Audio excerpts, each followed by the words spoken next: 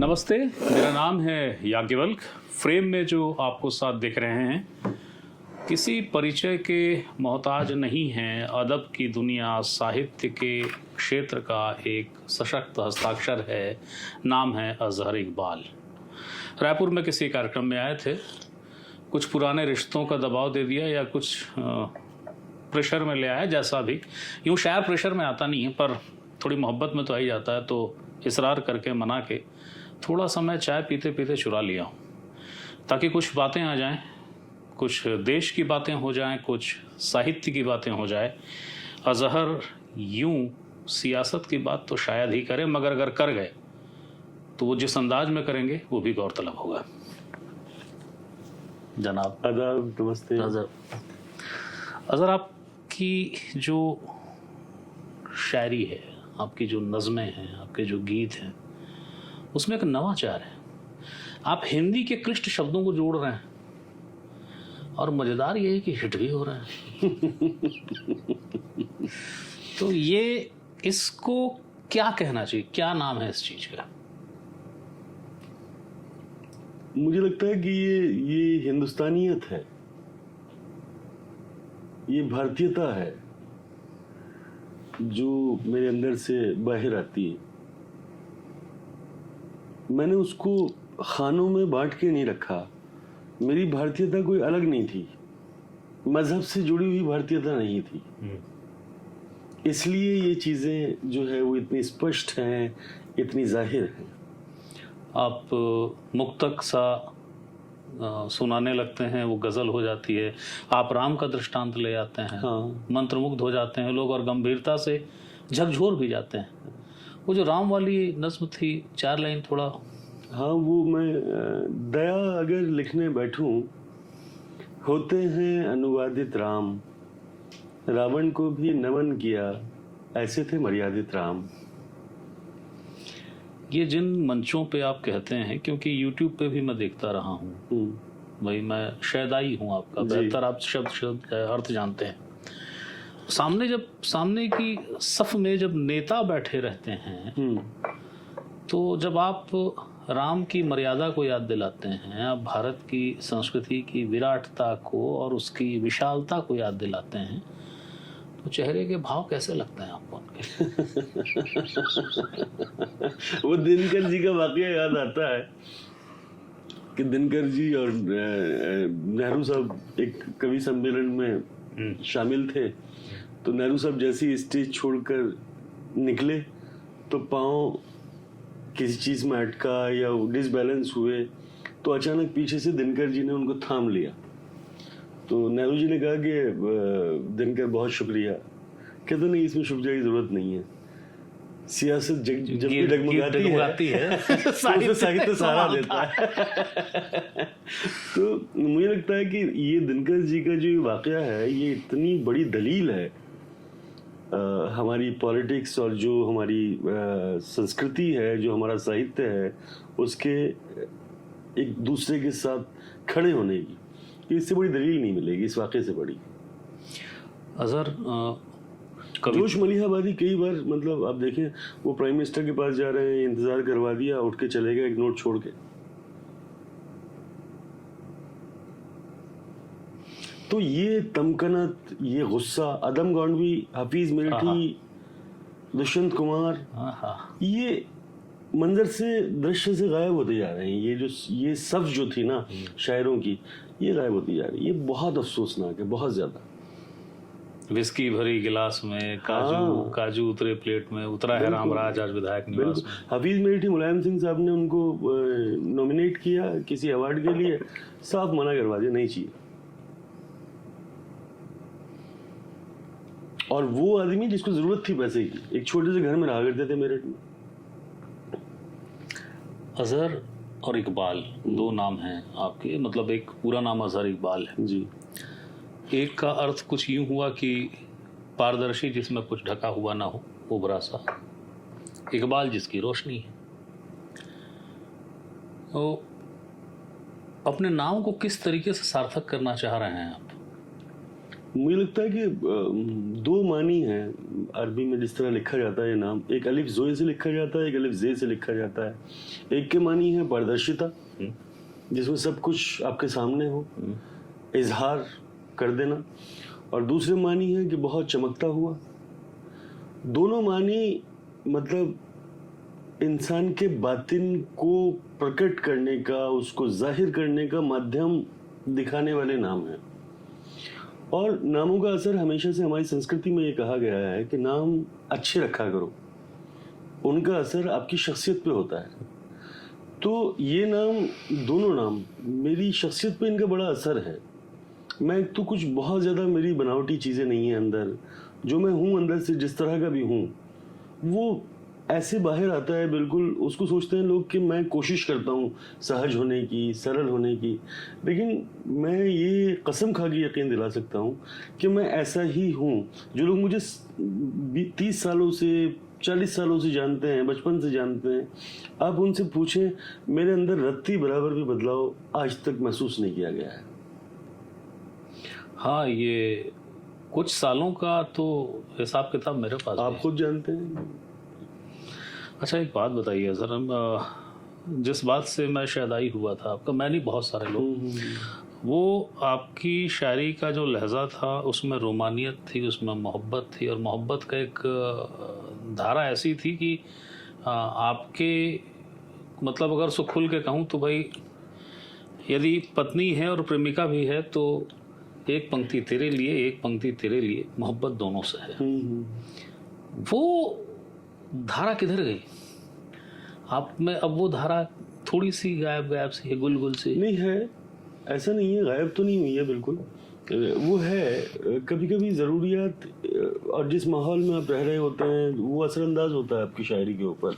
जिस तरह के लोग दरमियान में हैं, जिन हालात से आप दो चार हैं, तो वो जाहिर होगा। तो इसके मायने ये हैं कि इन दिनों आप आशिकों के साथ नहीं हैं, वो लोग मैं आशिकों के साथ भले ही ना हूं, लेकिन मोहब्बत में हमेशा होता हूँ। जो साहित्य का, कविताओं का, शायरी का समाज से प्रतिदान मिलना है जी, क्या वो अब मिलने लगा है? एक अंतराल ऐसा था जिसमें शून्य था। हमने अपने कई, जिनके संयोग से आपने नाम गिनाए, अदम गोंडवी साहब, हाँ। इस तरीके कई और लोगों को सौभाग्य से अच्छे से जानता हूँ, और उनके संघर्ष को भी पढ़ा है, जाना है जी। तो उनके जाने के बाद हम उनके नज़्मों को याद करते हैं, कहते हैं कि क्या गजब लिखे थे भाई, देखिए। मगर वो जो दैनंदिनी के जीवन से वो जूझ रहे थे, उसमें कोई मदद नहीं हुई थी। आज का दौर अजहर, जब आप हैं, आपकी एक प्रतिनिधि चेहरा है आप हमारी पीढ़ी के, कुछ अंतर दिखता है? अंतर ये है कि ऐसा नहीं है कि मदद की कोशिश उनको नहीं की गई, लेकिन वो लोग इतने स्वाभिमानी थे कि उन्होंने मदद को दुत्कार दिया। सर, तो मदद सम्मान की तरह देना था ना, मदद को आप ऐसे देंगे तो भला आदम गोड भी कैसे लें? भाई मसला पता क्या है? मसला ये है कि जब भी कोई हुकूमत किसी साहित्यकार की मदद करती है तो उसके पीछे छुपा हुआ एक ये मैसेज भी होता है कि हमारे लिए आपकी आवाज में नरमी पैदा हो। और ये भी स्वाभिमानी लोग होते हैं, उनकी आवाज में नरमी पैदा नहीं होती, वो झूठ को झूठ, गलत को गलत, और जो सही बातें, हकीकत को हकीकत लिखना पसंद करते हैं। अजहर, एक चीज बताइए, हालांकि ये अभी जवाब इस पर शेष है, ठीक है, ये फिर पूछूंगा उसको, जी, पर ये सवाल भूल न जाऊं इसलिए पूछ रहा हूँ। अदम गोंडवी, दुष्यंत कुमार, दिनकर, ये जो पूर्वजों का पथ है, अजहर, क्या ये आपको कठिन लगता है? क्योंकि इस पे आप उतने चलते नहीं दिखते, बीच में जाते हैं और फिर घूम जाते हैं। भाई वो दाल रोटी भी चलानी है थोड़ी सी। बच्चे ही पालने यार, ये मामलात हैं। तो ये अब उस सवाल पे जो अधूरा था, जी। अब परिस्थितियां बेहतर हैं, दाल रोटी से बेहतर है स्थितियां। हाँ, अच्छा है, सब कुछ अच्छा चल रहा है। राजनीति पे बात करेंगे? हाँ, मुझे कोई मसला नहीं है, राजनीति पे बात करने से क्या मसला हो सकता है? कैसा लग रहा है इस समय का जो दौर है, ये जो समय है, इस समय में सियासत कैसी लगती है? जब प्राइम मिनिस्टर इंदिरा गांधी का कत्ल हुआ और उसके बाद जो एक सिंपैथी की एक लहर पैदा हुई और जिसमें राजीव गांधी लगभग 484 शायद सीट लेके आए थे, 480 के पास लेकर आए थे। उतनी सीट्स तो अभी शायद बीजेपी की आई भी नहीं, अभी 250 के आसपास, हालांकि उन्होंने 400 पार कहा था। 400 पार कहा था, लेकिन मेरे ख्याल से कांग्रेस उससे भी ज्यादा कहीं बहुमत लेके आई थी राजीव के दौरान। हाँ, वो तो है ना, बड़ा तो आज तक इतिहास है। उस वक्त हम बहुत छोटे थे, लेकिन उस वक्त कांग्रेस का वो दौर था कि लगता था कि शायद 100-200 साल 500 साल कांग्रेस का दीप बुझने वाला नहीं है। हाँ, बुझ गया। मसला पता क्या, मसला हुकूमतों का नहीं है, मसला पार्टी का भी नहीं। मसला ये है कि आप आवाम को कैसे डील कर रहे हैं, आवाम को क्या मैसेज जा रहा है, वो किस हद तक खुश है आपसे, ये है कहानी सारी। अच्छा, तो चराग सबके बुझेंगे, हवा किसी की नहीं। क्या ऐसा सब हुकूमतों को ये सोचना चाहिए कि वो आवाम के हित की बात करें, आवाम के प्रोग्रेस की बात करें, उसकी दाल रोटी की बात करें, कोई भी हुकूमत हो, किसी भी मुल्क की। आपको ऐसा लगता है कि हमारे संविधान में जो प्रस्तावना के शब्द हैं, अक्सर उनको लेकर सवाल उठता है, भाजपा के साथ ही नहीं, कांग्रेस के साथ भी। वो शब्द प्रसंग कमजोर हो जा रहे हैं उनके, या असर कमजोर हो जा रहा है, या सिर्फ वक्ती है, ये दौर भी गुजर जाएगा? सब ये मुझे लगता है वक्ती है, सब चीजें, कोई इसका लॉन्ग टर्म इम्पैक्ट नहीं मुझे लगता है कि आएगा। थोड़ी हुई है लोगों की ज़हनी तरबियत, कुछ बच्चे हैं जो पढ़ना नहीं चाहते, उनके जहनों में इसके असरात ज़्यादा हैं, लेकिन वक्त के साथ साथ, उम्र के साथ साथ चीज़ें बदलेंगी।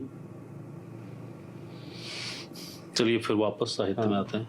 व्हाट्सएप जैसी जो चीज़ें हैं, फेसबुक जैसी जो चीज़ें हैं, इंस्टा जैसी जो चीज़ें, इसको सोशल मीडिया कहते हैं। हालांकि व्हाट्सएप विश्वविद्यालय भी कहा जाता है, जिसमें बहुत सारा उन तकनीकों का इस्तेमाल आप भी कर रहे हैं, और एक वही जैसा बताया कि हमारी पीढ़ी के जितने प्रतिनिधि चेहरे हैं उनमें अधिकांश इसको कर रहे हैं। ये बेहतर साधन लगता है आपको? नहीं, जब से कहानियां गायब हुई आपकी जिंदगी से, आप मशीन बन गए हैं। आपके घरों से कहानियां गायब हो चुकी हैं, वो किरदार गायब हो चुके हैं जिनका तस्वुर से शामें महका करते थे। वो आपकी तरबियत का हिस्सा थे, आपके संस्कार का हिस्सा थे। कितनी बार आप सुनाते हैं किसी को कहानी? स्टोरी टेलिंग का यूं है, खत्म हो गई है भाई, स्टोरी मामला। टेलिंग का पूरा चैप्टर ही क्लोज हो चुका है। तो आप मशीनें पैदा कर रहे हैं, आप रोबोट पैदा कर रहे हैं, आप इंसान को ही बना रहे हैं। कहानियों से बनते थे इंसान, कहानियां सुनानी बंद की कर दी गई। असल मैंने आपके फेसबुक पर देखा है, कुछ नन्हे बच्चे हैं जी। मैं नहीं जानता कि लगता है शायद आपका भांजा है, या शायद कोई एक बेटा भी। भांजा भी है, बेटा भी है, बेटी है। ये सब नज्म गुनगुनाते हैं। हाँ। ये क्या एक पीढ़ी से दूसरी पीढ़ी को दिए जाने वाला वही परंपरागत पैटर्न है जो वही पैटर्न है? और मैं ये बहुत जोर दे के कहता हूँ ये बातें कि आप अपने घरों में बेसिकली कविता का काम क्या है? अच्छा आप बताइए आगे भाई, कविता क्यों जरूरी है जीवन में? कविता की उत्पत्ति क्यों हुई? भावाभिव्यक्ति है ना? हाँ। आपके दुख, हाँ, आपकी खुशियां, हाँ, आपकी हर भावना को व्यक्त करने का एक माध्यम कविता है ना? और जब से इंसान पैदा हुआ तब से कविता है। भावना तो है, क्योंकि चेतना है। चेतना है। विज्ञान ना हो, इतिहास ना हो, दर्शन ना हो, लेकिन कविता इतनी प्रायोजित वस्तु है कि वो दुनिया की हर सिविलाइज्ड सोसाइटी में पाई जाती है। तो कितना अहम होगा कविता का होना, बच्चे तो अगर मैं अपने बच्चों को कविता के बारे में ना बताऊं या मैं अपने बच्चों को कहानियों के बारे में ना बताऊं तो मैं उनको इंसान नहीं बना रहा हूं। मेरी पहली कोशिश है उनको इंसान बनाने की। वो इंजीनियर बनेंगे, डॉक्टर बनेंगे, साइंटिस्ट बनेंगे, वो तो उनकी मर्जी है, वो क्या बनना चाहते हैं। मैं एज अ पेरेंट कम से कम उनको एक अच्छा इंसान बनाने की जिम्मेदारी मेरे ऊपर है, जिसको मैं पूरा कर रहा हूँ। और फिर कविता मतलब वो आपकी सोच को नए जाविये देती है। वो एक पजल की तरह होती है जिसको खोलने में आपके जहन का इस्तेमाल होता है। तो खाली वो एंटरटेनमेंट का साधन भर कोई है कि आप कविता सुना रहे हैं, मनोरंजन हो गया। हाँ, वरना दुष्यंत कुमार क्यों याद होते हैं? मनोरंजन थोड़ी है। बिल्कुल। और जब कसैलापन आता है तो भी दुष्यंत याद आते हैं, हाँ। अदम गोंडवी याद आते हैं, और जब मोहब्बत मीर याद आते तो मीर याद आते हैं। ऐंठ की बात हो तो फिर गाली भी याद आता है। वही मैं चीजें हैं ना जागरूक भाई, यही मसला है। शायरी इंतहाई जरूरी है, बहुत जरूरी। और यूरोप कविता पे काम कर रहा है, हम कविता वाले लोग हो के हमारे यहाँ कविता इतनी ताकतवर शायर थी कि जब उसे तुलसी लिखता है तो पूजा होने लगती है कविता की। तो कितनी ताकत है इस सब्जेक्ट में, इस विषय में। आप इसे गिरदान ही नहीं रहे। आपको लगता है नहीं IIT जरूरी है, IIM जरूरी है, JEE जरूरी है। कविता जरूरी नहीं है। लोगों को एहसास होगा थोड़ा अरसे के बाद कि कविता कितनी जरूरी शय है। आखिरी 2 सवाल हैं, लेकिन एक आग्रह है मेरा जी। आपकी शादी की सालगिरह थी, जी। ठीक है? हाँ। आप हमारी भाभी को मुक्तक सा कुछ सुना रहे थे। अरे वो तो मैं मजाक में ऐसे पर ही ठीक है, सुनिए तो। रील बना दी वो जो चीज थी वो बड़ी कारगर थी, जरा उसको। नहीं, वो शारिक कैफी साहब का शेर है। वो मैं उस दिन में बैठी हुई थी ऐसी, मैंने मुझे लगा कि चलो एक रील बना लेते हैं। मासूमा नाम है वाइफ का। तो मैंने उसके सामने वो शेर शारिक साहब का मुझे बहुत पसंद भी है कि सफर हालांकि तेरे साथ अच्छा चल रहा है, सफर हालांकि तेरे साथ अच्छा चल रहा है, बराबर से मगर एक और रास्ता चल रहा है। जैसे ही अजहर ने ये बात कही थी, भाभी समझ गई उसको, तो उनकी प्रतिक्रिया बड़ी खूबसूरत थी, बड़ी मीठी थी। उसके लिए आप फेसबुक देख लीजिएगा, रील देख लीजिएगा, दिख जाएगा। अब एक चीज़ बताइए, अब आप साहित्य की तरफ, कविता की तरफ, शायरी की तरफ मुड़ कैसे गए?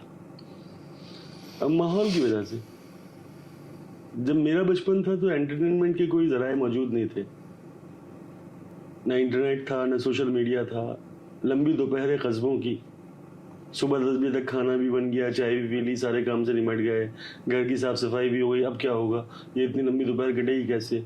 तो मैगजीन्स आया करती थी, कहानियाँ पढ़ा करते थे, उनमें कुछ गज़लें भी हुआ करती थी। बहनें बैठी दोपहर काटने के लिए, वो कहानियाँ पढ़ रही, हमें भी सुना दी। तो इस तरह बचपन गुजरा। वो स्टोरीज सुन के साहित्य की तरफ रुचि जागी और लाइन पकड़ लिया आपने। हाँ, वो खुद पे आप जिस तरह की आवाज़ें सुनते रहते हैं ना, वो आपके जहन में को शक्ल देती रहती हैं। राहत इंदौरी साहब बहुत बिंदास रहा करते थे। हाँ।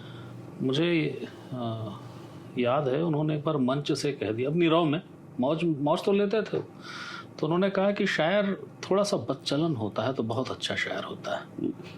ये बड़ा हिट हो गया उनका कहना। अजहर, आप इससे इत्तेफाक रखते हैं? अभी तक तो मेजोरिटी तो ऐसी लोगों की है।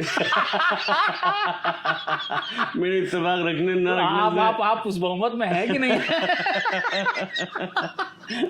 मैंने मेजोरिटी कहा है, कुछ लोग हैं बचे हुए।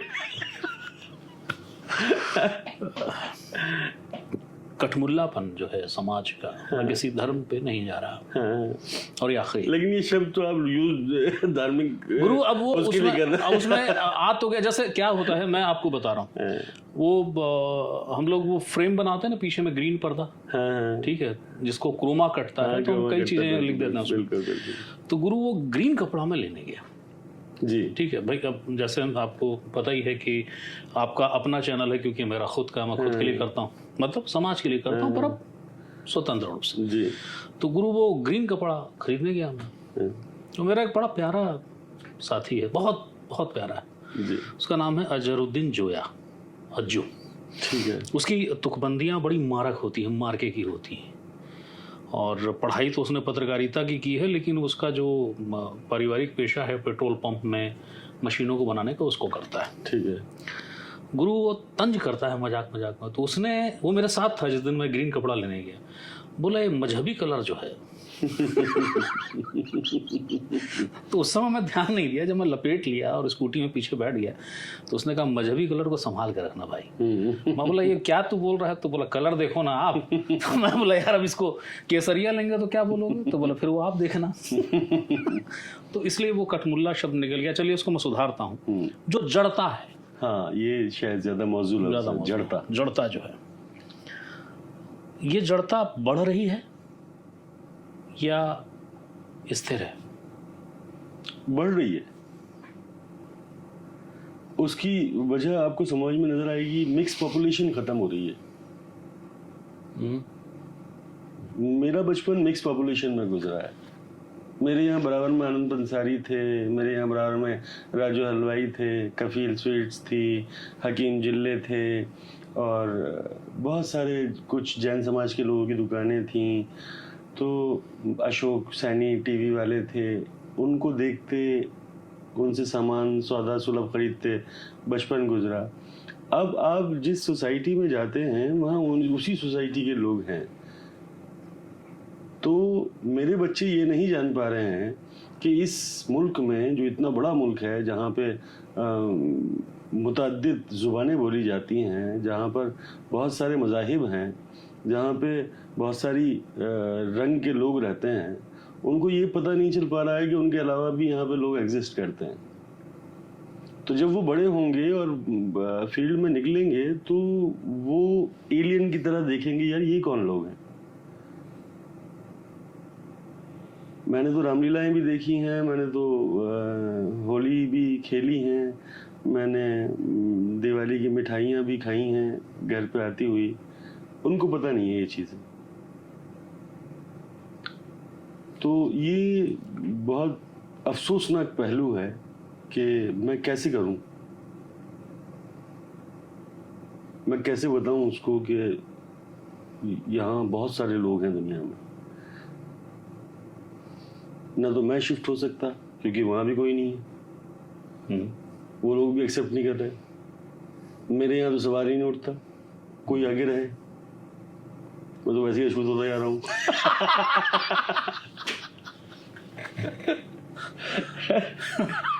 ये है दिक्कत, बच्चों के लिए बड़ी समस्या है। शायर इस पे बहुत क्या दिक्कत है। मसला पता क्या था यागुल भाई, एक बात मैं कहना चाहता हूँ, हमारे यहाँ मजहब और संस्कृति को एक मान लिया गया। मजहब और संस्कृति अलग अलग चीजें। संस्कृति हमारी सबकी है, साझी है। उसमें राम भी हैं, कृष्ण भी हैं, मुहर्रम भी है, होली भी है, ईद भी है, दिवाली भी है, सारी चीजें।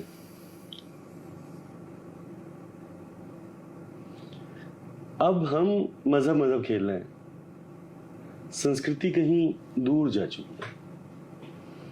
एक शायर को क्या लगता है, अजहर को क्या लगता है, ये जो जड़ता है जी कैसे खत्म होगी? फरद साहब का एक शेर है, फरद एहसास का, कि ये दुनिया नफरतों की आखिरी स्टेज पर है, ये दुनिया नफरतों की आखिरी स्टेज पर है, इलाज इसका मोहब्बत के सिवा कुछ भी नहीं है। अब बच्चों को इंसान बनाए यागुल्ले भाई, हो जाएगी खत्म। बच्चों को अगर रोबोट बनाएंगे तो फिर ये चलता रहेगा सब कुछ। आपने फीड कर दिया एक चिप में डेटा, है ना, एक ऐप बना दी है आपने इंसानी, और उसके अंदर अपना पसंदीदा डेटा फीड कर दिया है, जो उसी पे काम करना है। आप इंसान बनाएंगे तो इंसान के यहाँ गुंजाइश नहीं होती नफरतों की, इंसान मोहब्बत ही करेगा। बहुत व्यस्त समय में से समय आपने दिया अजहर, शुक्रिया। आदाब। ये थे अजहर इकबाल। प्रश्न आपके सामने, जवाब भी पूरी तरीके से साफ सामने है, इसलिए अलग से कोई भूमिका के साथ अंत करने की ज़रूरत नहीं। लेकिन हाँ, जो एक बात अजहर ने कही है कि हमें अपनी आने वाली पीढ़ी को क्या देना है, कैसे देना है, और वो देने से हमारी संस्कृति कितनी बेहतर होगी वो तो है ही है, हमारी आने वाली पीढ़ी कितनी समरस और सहज होगी, जड़ता से निकलेगी, इसका भी रास्ता अजहर ने बताया है।